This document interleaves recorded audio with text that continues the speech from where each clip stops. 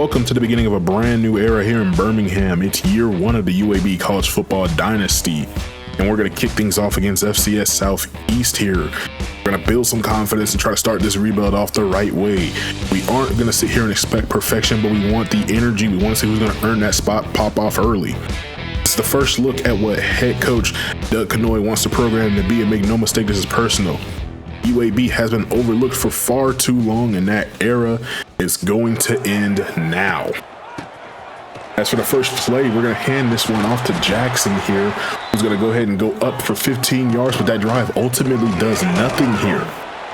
Now, we would get some tackles here on defense, and it would be our defense that's actually going to show us a little bit more moxie, a little bit more poise, and really come out here to play today, as the offense did start off kind of slow with us trying to be a little cute there, as here quarterback is going to go right side, and this one broken up, so our defense would force a 3 and out here. Kitna now looks over the middle, he'll find hooks, and we're going to have a first down here. And now a handoff to Jackson, who cuts this one back and gains roughly 7 yards on this play, already across 20 yards on 3 carries now. Kitna looking to climb in triple coverage, and he's going to catch it. The freshman tight end here, first catch of the season, goes 27 yards, and he manages to go up against 3 different defenders all in the area. I don't know if I like that Kitna took this chance overall from a head coach perspective, but I like that Klein did come down with it. Now second to goal, a handoff to Jackson, and the first touchdown of this series goes to Javon Jackson from just inside the 5 at the goal line here.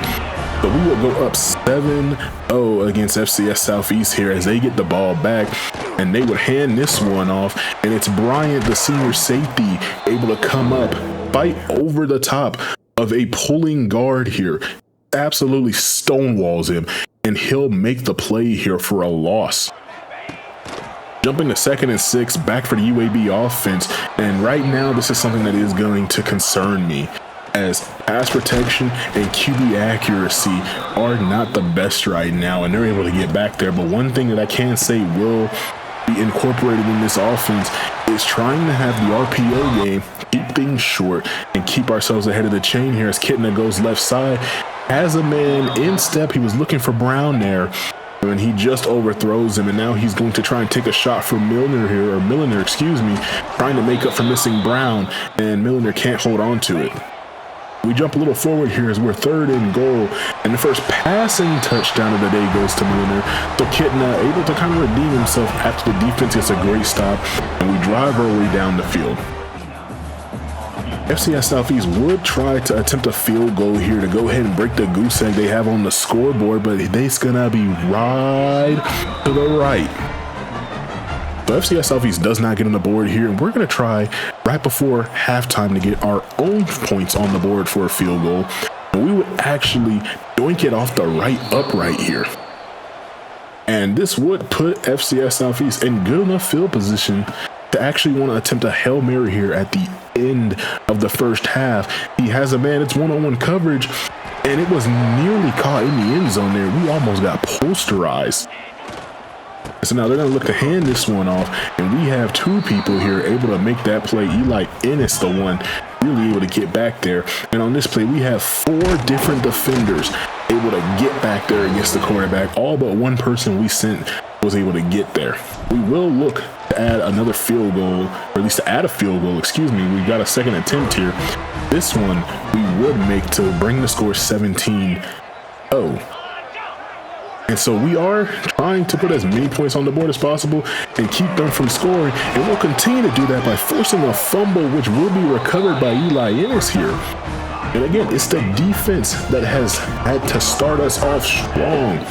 Is that something is this the precursor that we're going to end up having to lean on our defense, as Kitna here has a wide open Milner? I say wide open because look at how he mosses his defender.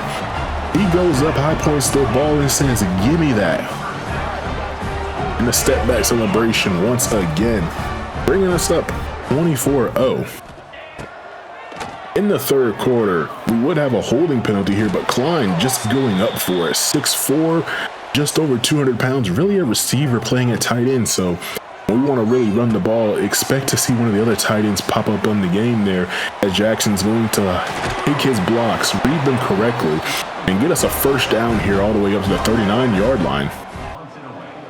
But we would have to punt this ball as we come to the end of the third quarter here. They're going to fair catch and get out of the way, but the backspin will hit an FCS player, and we will actually pick this ball up in the red zone, giving us another opportunity to score here. As you can see right here, that backspin causes the ball to bounce off of one of the groupers here, right off of number 45. Couldn't even feel it. He has no idea what happened. And from the 6, we're going to end up getting this one to Brown on a tunnel screen, and he'll walk right into the end zone. Had great blocking there. Everybody's doing their part now. Offense continues to try and put points on the board as the defense continues to try and keep points off the board. As we go ahead and look into next week, as Bryant here will play both the guys here. We just got to give it to him. He's made plenty of tackles today. The senior safety, I don't know if he is the leader, but right now with the way he's playing, he might as well be the leader of this defense. But excuse me, as we get a sack here, we look into next week as we're going to be playing against Navy, who did win their game. And you already know it's triple option football. But the way our defense is playing right now, if we can bring this same type of intensity, I see no reason why the defense can't hold up their end. It's the offense that I will be concerned about, as we started off kind of slow here. At this 4th and 19, he'll get this one away, and we'll go ahead and push them out of bounds. And because of that, we're going to go ahead and check in the 2s into the game. We're going to hand this one off up the middle, a first down, and then some more opportunity to go for a touchdown there. And we're going to look left side. We got a man, and just doesn't put his hands up. So 3rd and 3, still trying to put something else on the board, and that's twice now where we just don't get our hands up.